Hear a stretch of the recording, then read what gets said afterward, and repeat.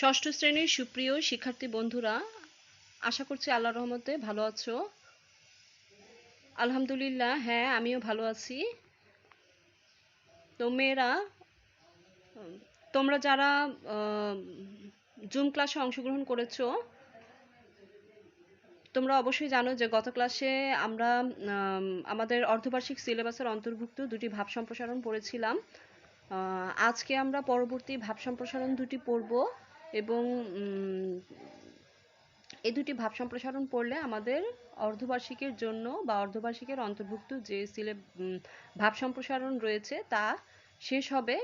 এবং তোমরা অবশ্যই জুম ক্লাসে অংশগ্রহণ করবে, তোমাদের উপস্থিতির হারটা আরও বাড়াতে হবে।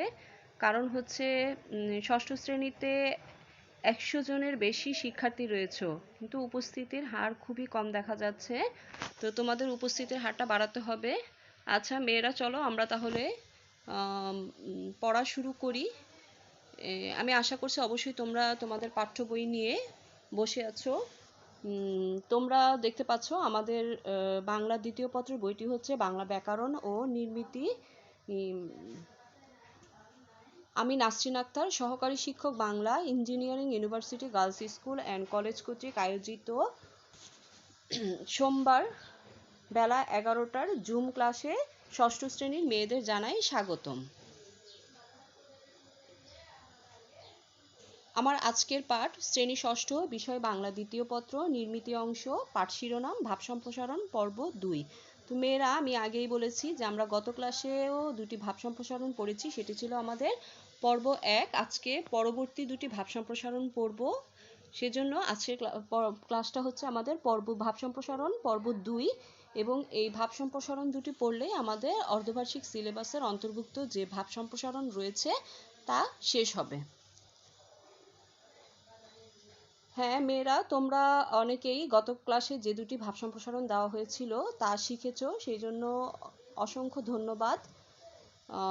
অনেকেই সুন্দর করে বলতে পেরেছো, অর্থাৎ বোঝা যাচ্ছে কেউ কেউ খুব ভালো করে বা সুন্দর করে শিখছো, কিন্তু যারা শেখো নাই বা একেবারে জানোই না যে কি পড়ানো হয়েছে, বাড়ির কাজ কি ছিল, তাদের জন্য কিন্তু নির্দেশনা আমি প্রতি ক্লাসেই বলে দেই যে তোমরা যারা বাড়ির কাজ তুলতে পারোনি বা জয়েন হতে পারো না, তারা অবশ্যই তোমাদের জন্য আমাদের এই লেকচারটি বা ক্লাসটি ইউটিউবে আপলোড করা থাকে, সেখান থেকে তোমরা ক্লাসটি সংগ্রহ করে নিবে এবং বাড়ির কাজও তুলে নিবে।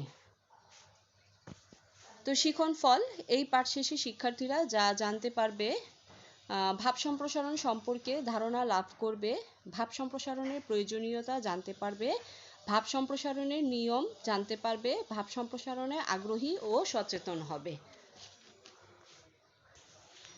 এরপর রয়েছে ভাব সম্প্রসারণ। মেয়েরা, তোমাদের বাংলা ব্যাকরণ ও নির্মিতি বইয়ের 76 পৃষ্ঠায় চলে আসো। দেখো সেখানে ভাব সম্প্রসারণ কি বা কাকে বলে, ভাব সম্প্রসারণ লেখার নিয়ম রয়েছে। তো যেহেতু তোমরা পঞ্চম শ্রেণী থেকে ষষ্ঠ শ্রেণীতে উত্তীর্ণ হয়েছ, তো তোমাদের চতুর্থ বা পঞ্চম শ্রেণীতে ভাব সম্প্রসারণ ছিল না এবং তোমরা কিন্তু ভাব সম্প্রসারণের নিয়ম জানো না।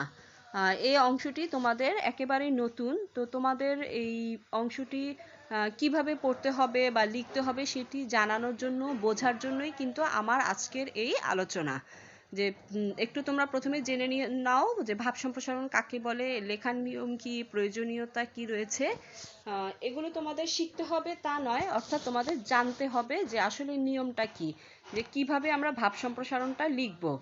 আর ভাব সম্প্রসারণ অর্থই হচ্ছে যে একটি বাক্যের ভাবটাকে বুঝে সেটাকে সম্প্রসারিত করা, আর সম্প্রসারিত অর্থ হচ্ছে বিশ্লেষণ করা, ব্যাখ্যা করা, দীর্ঘায়িত করা, এগুলো বোঝাচ্ছে। ঠিক আছে, তাহলে দেখো তোমাদের পাঠ্য বইয়ের 76 পৃষ্ঠায় ভাব সম্প্রসারণ সম্পর্কে লেখা হয়েছে যে প্রতিটি ভাষারই এমন কিছু বাক্য রয়েছে যেগুলিতে লুকিয়ে আছে গভীর ভাব।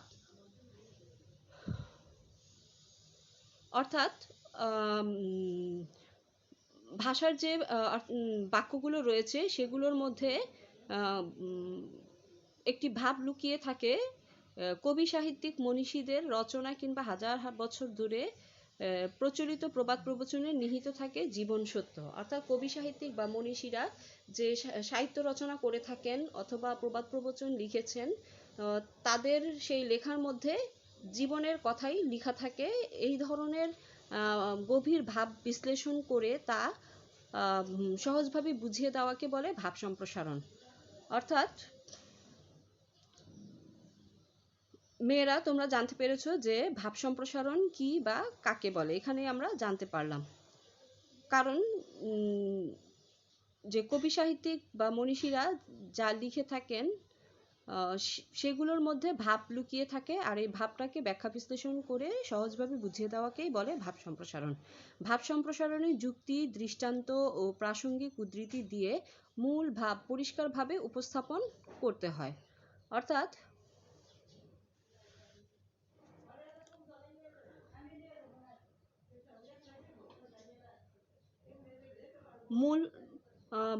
মূল ভাবটা বুঝে তোমাকে যে বাক্য বা উদ্ধৃতি বা কবিতার চরণ দেওয়া থাকবে সেটাকে সম্প্রসারিত করতে হবে বা ব্যাখ্যা বিশ্লেষণ করতে হবে, এবং ব্যাখ্যা বিশ্লেষণ করার জন্য যুক্তি, উপমা, উদাহরণ, কোনো উদ্ধৃতি দিয়ে সেই মূল ভাবটাকে পরিষ্কারভাবে উপস্থাপন করতে হবে। ভাব সম্প্রসারণ লেখার সময় নিচের বিষয়গুলো লক্ষ্য রাখতে হবে। অর্থাৎ মেয়েরা, তোমরা যে ভাব সম্প্রসারণ করবে, অর্থাৎ তোমাকে কবিতার চরণ, লাইন বা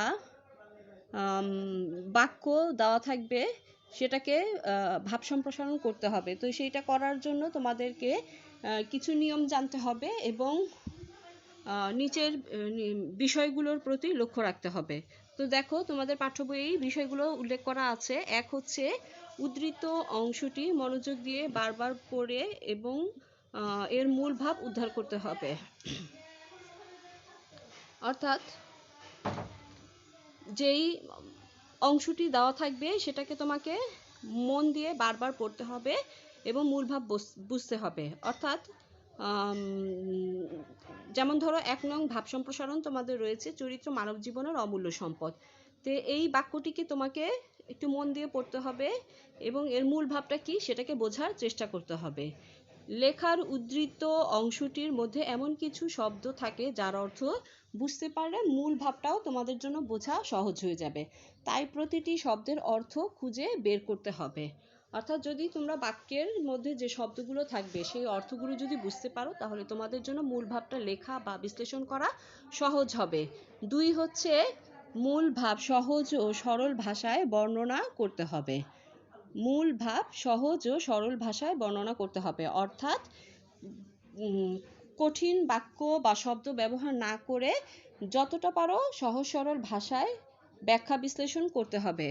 একই বিষয় বারবার লেখা যাবে না। অর্থাৎ একটি বাক্যকে বারবার না লিখে অথবা অবান্তর কথা না লিখে, অর্থাৎ অপ্রয়োজনীয় কথা যেন না লেখা হয় সেই দিকে সজাগ দৃষ্টি রাখতে হবে। কারণ তোমরা জানো যে ভাব সম্প্রসারণ অর্থই হচ্ছে একটি বাক্যকে সম্প্রসারিত করা, ব্যাখ্যা করা, বিশ্লেষণ করা, এবং এর জন্য নম্বর বরাদ্দ থাকবে 10। তো এটাকে ব্যাখ্যা বিশ্লেষণ করার জন্য বা বড় করার জন্য যেন একই বাক্য বারবার লেখা না হয় সেই দিকে লক্ষ্য রাখতে হবে। উদ্ধৃত অংশে কোনো উপমা বা রূপক থাকলে তার অর্থ বিশ্লেষণ করে বুঝিয়ে দিতে হবে। অর্থাৎ যেই অংশটি বা বাক্যটি তুমি বিশ্লেষণ করবে সেখানে যদি কোনো উদাহরণ উপমা থাকে তাহলে সেটাকে কোনো উদাহরণ দিয়ে বা তার মধ্যে কোনো ভাব লুকিয়ে আছে কিনা সেটাকে ব্যাখ্যা বিশ্লেষণ করে বুঝিয়ে দিতে হবে। 3 হচ্ছে মূল ভাব স্পষ্ট করার জন্য উদাহরণ, উদ্ধৃতি ইত্যাদি দেওয়া যাবে। অর্থাৎ তুমি তোমার ভাব সম্প্রসারণ করতে গিয়ে মূল ভাবটাকে বোঝানোর জন্য কোনো কিছুর উদাহরণ দিতে পারো অথবা কোনো লেখকের উদ্ধৃতিও তুলে ধরতে পারো। সেই ক্ষেত্রে লেখকের নাম উল্লেখ করার প্রয়োজন নেই। 4 হচ্ছে ভাব সম্প্রসারণের আয়তন প্রবন্ধের মতো বড় বা সারাংশের মতো ছোট হবে না। অর্থাৎ মেয়েরা, ভাব সম্প্রসারণ হচ্ছে ভাব সম্প্রসারণের কথা বলা হয়েছে যে এর আয়তন মানে আকারটা যে কত বড় করে লিখবে।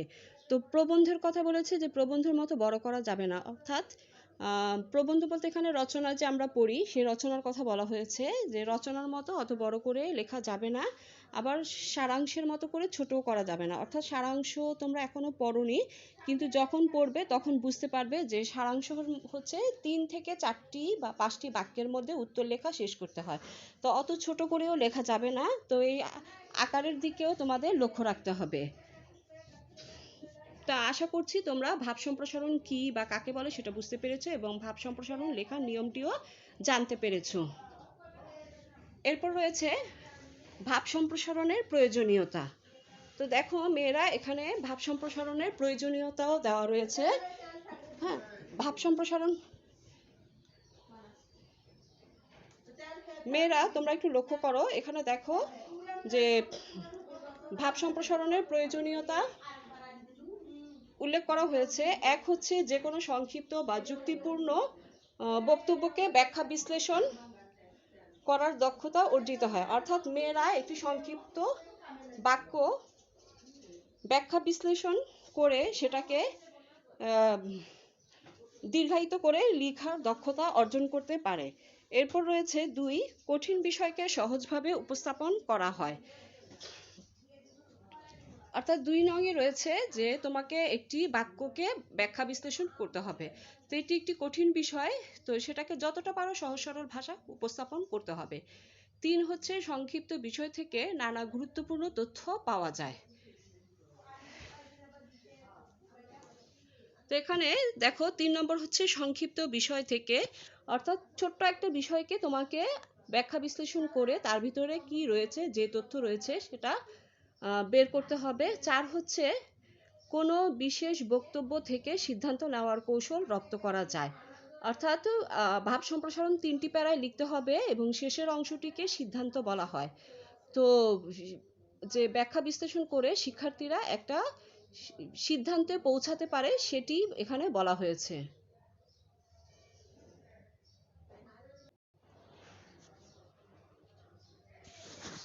মেয়েরা, এরপর তোমরা দেখো তোমাদের পাঠ্য বইয়ের 78 পৃষ্ঠায় 3.2 কবিতা রয়েছে। অর্থাৎ তোমাদের গদ্যের 1 ও 2 নং ভাব সম্প্রসারণ পড়তে হবে, আর এরপর আমরা পড়ব পদ্যের 1 ও 2 নং। এখানে রয়েছে দেখো, প্রথমে 1 নং রয়েছে, আপনারে লয়ে বিব্রত রহিতে আসে নাই কেহ অবনী পরে, সকলের তরে সকলে আমরা প্রত্যেকে মোরা পরের তরে। তো এখানে মেয়েরা তোমরা মূল ভাবটা বোঝার চেষ্টা করো যে নিজেকে নিয়ে বিব্রত অর্থাৎ ব্যস্ত থাকার জন্য, অবনী শব্দের অর্থ হচ্ছে পৃথিবী, যে আমরা নিজেকে নিয়ে ব্যস্ত থাকার জন্য এই পৃথিবীতে আসিনি, আমাদের সকলের জন্য সকলের বা প্রত্যেকের জন্য প্রত্যেকের কাজ করতে হবে। তো মূল ভাব কি বলা হয়েছে আমি বলেছি যে তোমাদের ভাব সম্প্রসারণে 3টি অংশ রয়েছে। প্রথম অংশটি হচ্ছে মূল ভাব, পরেরটি হচ্ছে সম্প্রসারিত ভাব এবং শেষের অংশটিকে একটু আলাদা করে লিখে দেখাবা।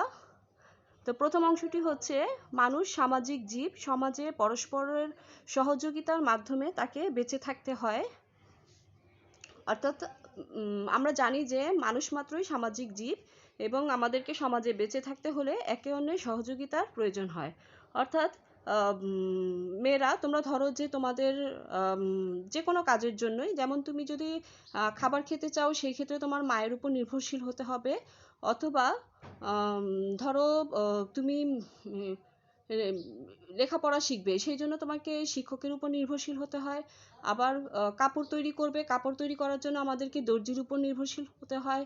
চাষিরা আমাদের খাদ্য তৈরি করে দেয়। এইভাবে আমরা কি করছি যে আমরা একে অন্যের সাহায্য সহযোগিতা নিয়েই বেঁচে থাকি, যে আমরা পরস্পরের সাহায্য সহযোগিতা ছাড়া বাঁচতে পারি না।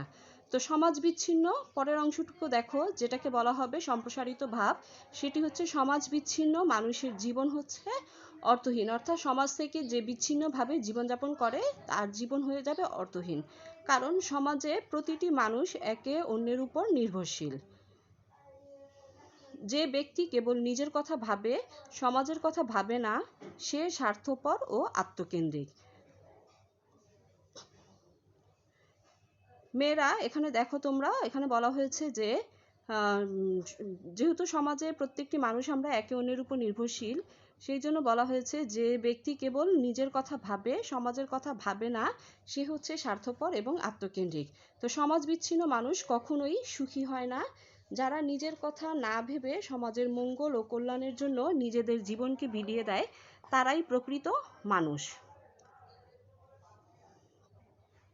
অর্থাৎ আমরা শুধুমাত্র নিজের কথা না ভেবে যদি আমাদের সমাজের কথা ভাবি, অন্যের কল্যাণের কথা ভাবি এবং অন্যের কল্যাণের জন্য আমাদের নিজের জীবনকে বিলিয়ে দেই, উৎসর্গ করি, এবং তাহলেই কিন্তু প্রকৃত মানুষে পরিণত হতে পারবো। তো অন্যের সুখের জন্য যারা ত্যাগ স্বীকার করে তাদের মতো সুখী আর কেউ নেই। অর্থাৎ অন্যের সুখের জন্য নিজের জীবনটাকে বিলিয়ে দেওয়ার মাঝেও কিন্তু সুখ রয়েছে। আর বলা হয়েছে যে তার মতো সুখী আর কেউই নেই। সমাজে এরকম মানুষেরাই চিরস্মরণীয় ও বরণীয় হয়ে আছেন। একে অন্যের সাহায্যে এগিয়ে আসাই প্রকৃত মানব ধর্ম। মেয়েরা, আমরা যেহেতু মানুষ, সেজন্য আমাদেরও কিছু ধর্ম রয়েছে মানুষ হিসেবে। তো তার মধ্যে অবশ্যই আমরা কি করব, যে একে অন্যের সাহায্য সহযোগিতায় এগিয়ে আসব। আর আজকের এই সভ্যতা গড়ে ওঠার পেছনে কাজ করেছে মানুষের শুভ বুদ্ধি ও অন্যের কল্যাণ করার ইচ্ছা। অর্থাৎ সভ্যতাকে গড়ে তোলার জন্য বা জীবনকে এগিয়ে নেওয়ার জন্য মানুষের যে ভালো বুদ্ধি রয়েছে বা সেটি কাজ করছে, এবং কিভাবে আমরা অন্যের কল্যাণ করব সেই ইচ্ছাটিও নির্ভর করছে। ত্যাগের মাঝেই জীবনের সার্থকতা নিহিত, ভোগের মাঝে নয়। অর্থাৎ তুমি ত্যাগের মাঝে বলতে যে অন্যের জন্য, অন্যের কল্যাণের জন্য তুমি যদি কিছু করতে পারো, তার মাঝেই তোমার সার্থকতা রয়েছে। নিজেকে বাঁচানোর জন্য শুধু ভোগ করেই যাবা, তার জন্য তোমার জন্ম হয়নি। তো আমাদের অবশ্যই বুঝতে হবে বা এই বিষয়টি শিখতে হবে যে ত্যাগের মাঝে জীবনের সার্থকতা নিহিত, ভোগের মাঝে নয়। তো মেয়েরা, আমি আশা করছি তোমরা এই 1 নং ভাব সম্প্রসারণটি বুঝতে পেরেছ।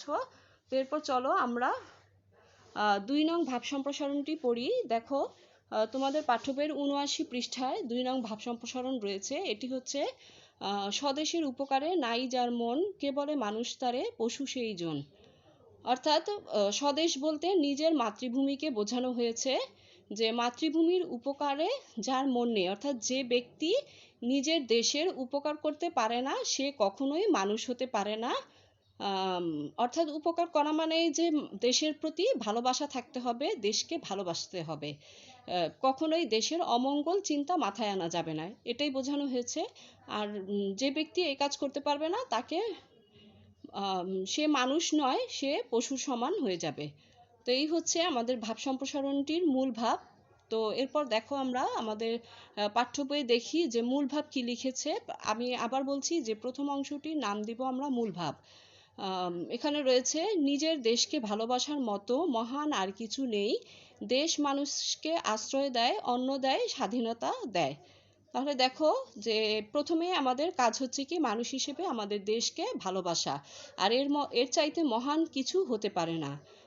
কারণ দেশ আমাদের আশ্রয় দিচ্ছে, যে দেশের বুকেই আমরা বেঁচে আছি, দেশ থেকে আমরা খাবার পাচ্ছি, এই দেশ আমাদের স্বাধীনতা দিয়েছে। তো এই জন্য বলা হয়েছে যে দেশ মানুষকে আশ্রয় দেয়, অন্ন দেয়, স্বাধীনতা দেয়। এরপর দেখো, পরের অংশটুকুর নাম দেব আমরা সম্প্রসারিত ভাব। এখানে লিখব যে যার নিজের কোনো দেশ নেই, তার মতো দুঃখী আর কেউ নেই। স্বদেশের উপকার করা প্রত্যেকটি নাগরিকেরই কর্তব্য। যে ব্যক্তি যেই দেশে বসবাস করে, সে হচ্ছে সেই দেশের নাগরিক। তো একজন নাগরিক হিসেবে তার মাতৃভাষার উপকার করা তার কর্তব্য। দেশের কল্যাণ করা মানে নিজের কল্যাণ করা। অর্থাৎ যদি আমরা দেশের মঙ্গল কামনা করি বা দেশের জন্য ভালো কোনো কাজ করি, তাহলে সেটা কিন্তু নিজের জন্যই করা বোঝাবে। ইতিহাসে দেখা যায়, স্বদেশকে শত্রুর হাত থেকে মুক্ত করতে লাখ লাখ মানুষ প্রাণ বিসর্জন দিয়েছে। তো মেয়েরা, তোমরা বলো তো দেখি যে ইতিহাসের কোথায় আমরা পেয়েছি বা কখন লাখ লাখ মানুষ দেশকে শত্রুর হাত থেকে মুক্ত করার জন্য প্রাণ বিসর্জন দিয়েছে? হ্যাঁ, তোমরা ঠিকই বলতে পেরেছো যে আসলেই 1971 সালে যখন মুক্তিযুদ্ধ হয়েছে, সেখানে আমরা দেখেছি যে দেশকে শত্রুমুক্ত করার জন্য লাখ লাখ মানুষ প্রাণ বিসর্জন দিয়েছেন, কারণ তারা জানতেন যে একটি স্বাধীন দেশের চেয়ে মূল্যবান আর কিছু নেই।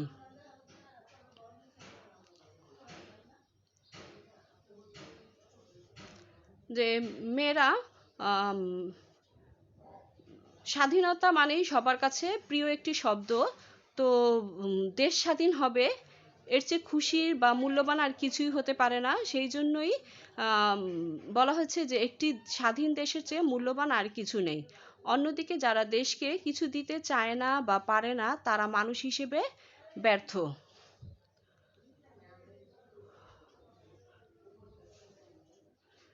হিংস্র পশু যেমন ক্ষুধা নিবারণের জন্য নিজের সন্তানকেও খেয়ে ফেলতে পারে, তেমনি তারা স্বার্থ রক্ষার জন্য নিজের দেশকে বিক্রি করে দিতে পারে।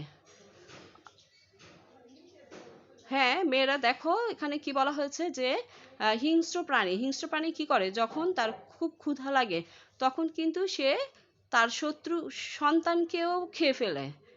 তো ঠিক তেমনি করে যারা দেশকে ভালোবাসে না, তারা নিজেদের স্বার্থ রক্ষা করার জন্য শত্রুর কাছে দেশকে বিক্রি করে দিতেও দ্বিধাবোধ করে না। এই ধরনের লোকদের সকলেই ঘৃণা করে, তারা কারো কাছে সম্মান পায় না, তারা এক অর্থে পশুর চেয়েও অধম। অর্থাৎ এই যে যারা এই ধরনের ঘৃণ্য কাজ করে থাকে, তাদেরকে সকলেই ঘৃণা করে, সমাজে তাদের কোনো মূল্য নেই, কেউ তাদেরকে ভালোবাসে না, তারা কারো কাছে সম্মানও পায় না, তারা এক অর্থে পশুর চেয়েও অধম। অর্থাৎ পশুর আর এই কারণে বলা হয়েছে যে যারা স্বদেশের উপকার করে না, তারা কখনোই মানুষ নয়, তারা পশুর সমান। তো দেখো, শেষের উপসংহার যেখানে বলা হয়েছে, সেই শেষের বাক্যটিতে বলা হয়েছে যে স্বদেশের কল্যাণ চিন্তা করাই প্রকৃত মানুষের ধর্ম। তো যেহেতু আমরা মানুষ হিসেবে আমাদের ধর্ম রয়েছে, তো আমাদের কি করতে হবে, যে অবশ্যই আমাদের দেশের মঙ্গল চিন্তা করতে হবে। অর্থাৎ কিভাবে আমরা দেশের মঙ্গল করতে পারি বা ভালো করতে পারি, সেই চিন্তাটাই আমাদের সবসময়ই করা উচিত। স্বদেশপ্রীতি যার নেই সে পশুর সমান। তো স্বদেশপ্রীতি কি? স্বদেশপ্রীতি হচ্ছে দেশকে ভালোবাসা। দেশকে যারা ভালোবাসতে পারবে না, তারা পশুর সমান হয়ে যাবে। অর্থাৎ মানুষ মাত্রই কি করতে হবে, তার মাতৃভূমিকে ভালোবাসতে হবে, মাতৃভূমির প্রতি ভালোবাসা থাকতে হবে। এ ধরনের মানুষ ইতিহাসে আস্থা করে নিক্ষিপ্ত হয়। অর্থাৎ যারা দেশের প্রতি ভালোবাসা নেই, দেশকে ভালোবাসে না, তারা কিন্তু আস্থা করে নিক্ষিপ্ত হয়। তো মেয়েরা, আমি আশা করছি তোমরা এই 2 নং ভাব সম্প্রসারণটিও বুঝতে পেরেছ।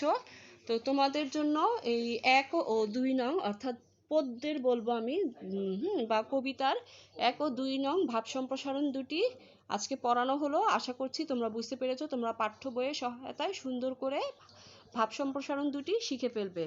তো তোমাদের জন্য বাড়ির কাজ, ভাব সম্প্রসারণ 1 ও 2 নং পদ্য। অর্থাৎ পদ্য বলতে যে কবিতার 2টি ভাব সম্প্রসারণ আজকে পড়ানো হয়েছে, এই 2টি ভাব সম্প্রসারণই তোমাদের শিখতে হবে। খাতায় লেখার প্রয়োজন নেই, এটি তোমরা শিখবে। তো ঠিক আছে মেয়েরা, সবাই ভালো থেকো। আবার আগামী জুম ক্লাসে তোমাদের সাথে দেখা হবে, কথা হবে। সেই পর্যন্ত সবাই ভালো থেকো, নিরাপদে থেকো। সবাইকে ধন্যবাদ।